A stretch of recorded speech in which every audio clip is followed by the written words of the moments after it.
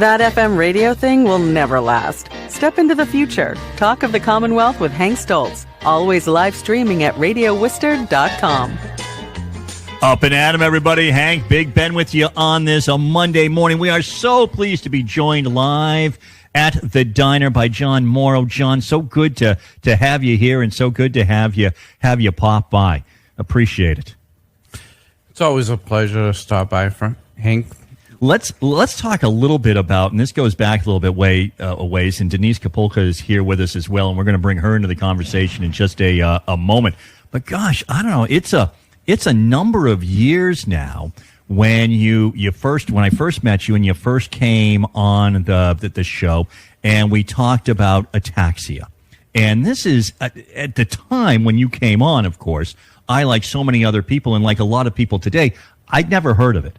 And then you came on and you were talking about it, and the fact that it's you have it, and that I remember in that first conversation, people were making a whole lot of assumptions about you and what they thought was going on with you, and not realizing or not recognizing this rare disease. So why don't we start there, John? Tell us a little bit about ataxia. Ataxia is something that affects me from the moment I wake up, and we've thought of many different ways of actually saying what ataxia really is. And one of the best ways that I've come up with is, I think it's a thief. It just keeps taking from you until there's nothing left to take.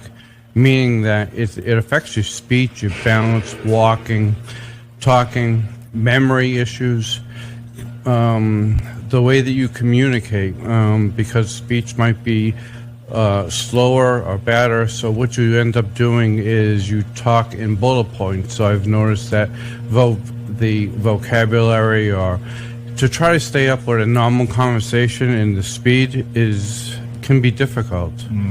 John, when were you first diagnosed? In 2005. In 2005. And again, I remember some of those first conversations we had. I guess at the time, as you were describing and as you just described it now, I wouldn't have been sure that you and I would be having this conversation in 2023. And that's very true. There was an article came out of things that I did, and there was a line that actually hit me, and it was like, back in 2005, internet wasn't really as big as it was today.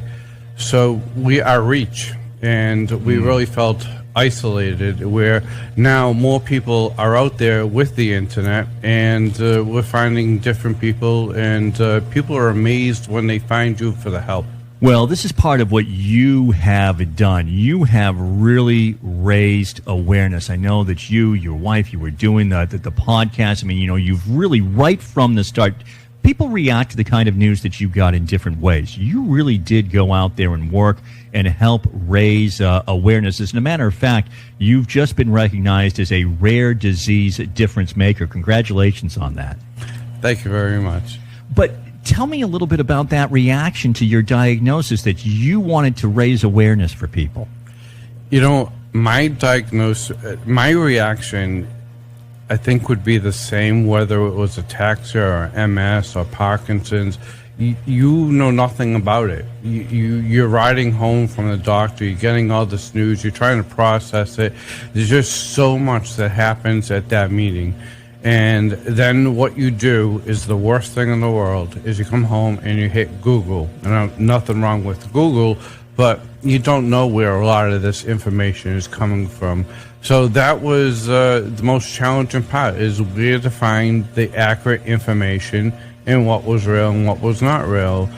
And we found that over time, living just every day, just live your day and take that challenge that you're faced with. Everybody's faced with a different challenge. It's not a cookie. No, it certainly isn't. And of course, obviously the way that the people respond as well. And as you continue to raise awareness. And Denise, this raising of awareness, that's part of what's going to be happening. You have an event that is coming up. This is kind of the easy part for us, for the listeners, because we now can help out a little bit, and we can help out by going and just being part of this fun comedy night.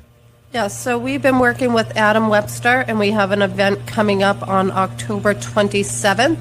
It starts at 6 p.m. at IAAD Mansions. The price is $75 a ticket. You can purchase them on comediesforcash.com. So if you want to come down, help us raise awareness, we're going to have a 4-course meal provided by Simply Delicious Catering, and it's going to be a great time. So that is going to be a fabulous time. Again, October 27th, IAAD Mansion, and come on out. And where do we get tickets for that?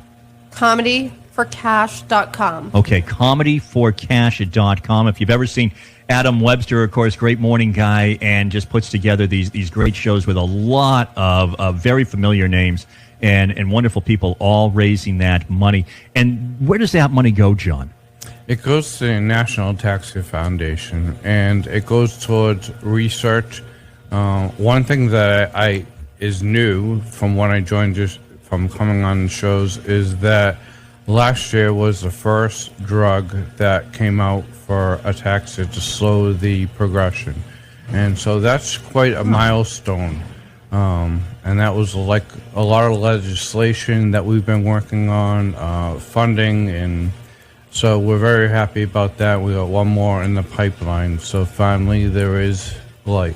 Oh, that is fantastic. And I would think that your activism has helped in making that possible, too, just raising awareness about this so that more people know about this disease. And that's very true. We just came off of Hill Day, and it takes hundreds of advocates needing to always speak to their representatives in their states and to push these rare disease legislation through Washington and get the funding that we deserve. John, where are you right now? How are you with your journey and where you are today? That's a funny question. Everybody always asks, and of course you say, good, And let me just, for an example, just to come here, it's like I need an extra half hour to try to get both of my legs through my pant legs and then into my shoes. And by the time that's done, I need another cup of coffee because I'm out of breath. So those little tasks can be very daunting. And nobody really thinks about that until you have to do it. Our buttons, they used to drive me nuts. Everything we take for granted.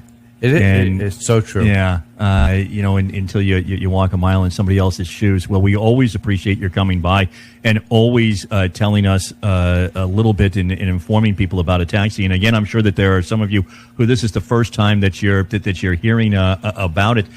Denise, as we learn more about it, more about the mission, your involvement in helping with the fundraisers as well.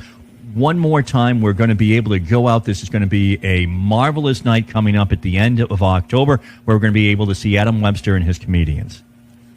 Yeah, that's true. We again have the event at IAAD Mansions. If you go on to the comedyforcash.com, just scroll down to the National Ataxia Foundation dinner and show, and you can purchase your tickets there. Wonderful. And again, that's all going to raise money to support the mission of the National Ataxia Foundation. John, what else do we need to know? And how do we find out more information? Is there a way for people to follow you? Yeah, there is. One thing that's really important I want to mention is today is International Ataxia Awareness Day, September 25th throughout the world. People doing things all day long to recognize. You can find this at Did You Know Ataxia? Or for information, ataxia.org for any information. And we'd be happy to hear from you. Wonderful. John Morrow, thank you so much for stopping by. And thank you always, Hank, for having us on. Greatly appreciate it. Denise, thank you for setting everything up. We appreciate it. Thank you, Hank. We have more to come. It is the Talk of the Commonwealth on the Radio Worcester Network.